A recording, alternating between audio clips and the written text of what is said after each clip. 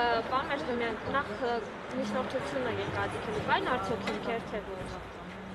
Ուրեմն որևէ հիմք չկար, ասեմ ինչու մեր նիստը այսքան երկար տևեց, բայց դեռ չի էլ ավարտվել։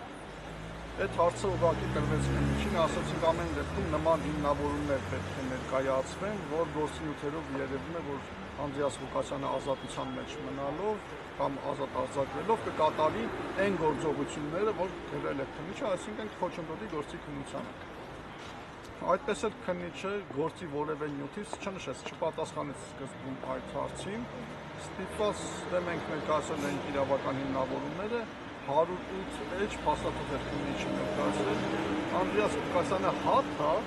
ամեն մի փաստաթուղթը բովանդակությունը նշեց եւ նշեցինք, այսինքն հատհատ ցույց տրվեց, որ դրանցից որևէ մեկում չկա գործի որպես փաստական տվյալ այն մասին, որ Անդրեաս Ղուկասյանը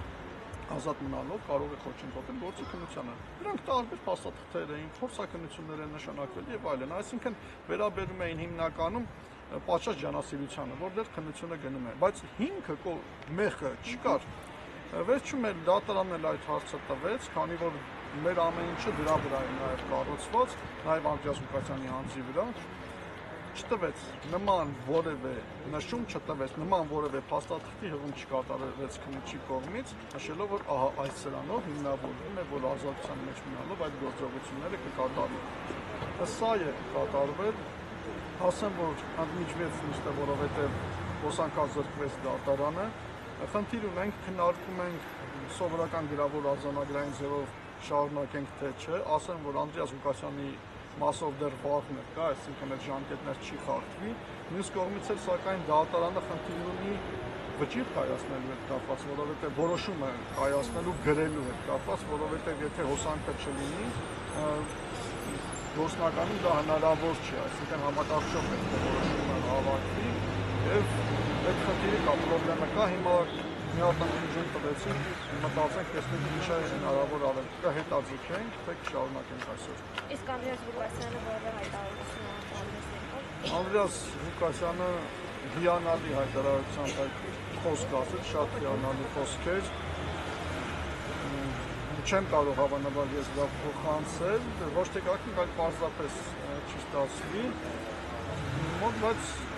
հիանալի խոսք ասեց, իսկապես շատ ազդեցիկ էր, շատ տեղին էր, նաև իրեն շատ բնութագրող էր, եւ կալանքի եւ այն մեղադրանքի, օրինակ այն մասին, որ այս զանգվածային հանրապետությունները, որ ամեն ինչ նկարագրում են, որ վնասներ, ոստիկանություն, գույք եւ այլն, մեղադրվում են ընդամենը 8 հոգի, ինքը Աջայի տնօրեն եւ այլն, Արմեն Մարտիրոսյանը, Երևան համայնքի հավաքանի, Անդրեաս Ղուկասյանը, Օքսեր Փոշիզյան, յուրաքանչյուրին նկարագրելով, Ֆլեչեր եւ այլն, ամեն ինչը։ Եվ մի անձ, որը Ղումաշյանը կարծեմ, որ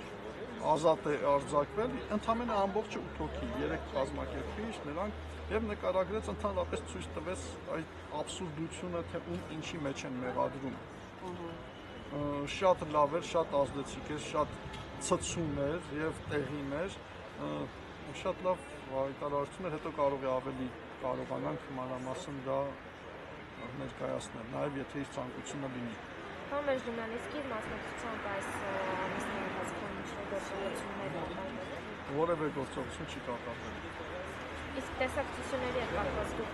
միջնորդություն եւ ցանցի ներկայացուցիչ ոչ մի ընթացք, այսինքն եւ այդ միջնորդությունը չի քննարկվել եւ որոշումը չի տրվել մեզ, որպեսզի բողոքարկենք, դա դրվել է մեր այսօրվա առաքությունների հիմքում մի ահագին մասը, մենք մասում հիմնավորում ենք, որ Անդրեաս Ղուկասյանի նկատմամբ քաղաքական հետապնդումն է իրականացվում, դրա հիմքում դրել ենք որպես փաստարկներ եւ այն վերաքննիչ դատարանի հայտնի որոշումը, որտեղ այդ նշելով նաեւ իր որոշման մեջ այդ իր քաղաքական ընդդիմադիր կեցվածքը,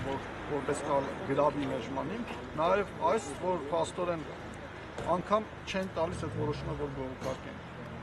որը սահմանադրական բոլոր նորմերի խախտում է, բայց չեն տալիս, այսինքն դրանով էլ ցույց ենք տալիս, հիմնավորում ենք, որ քաղաքական պատժամիջոցներ Անդրեաս Ղուկասյանը։ Հիմա փաստորեն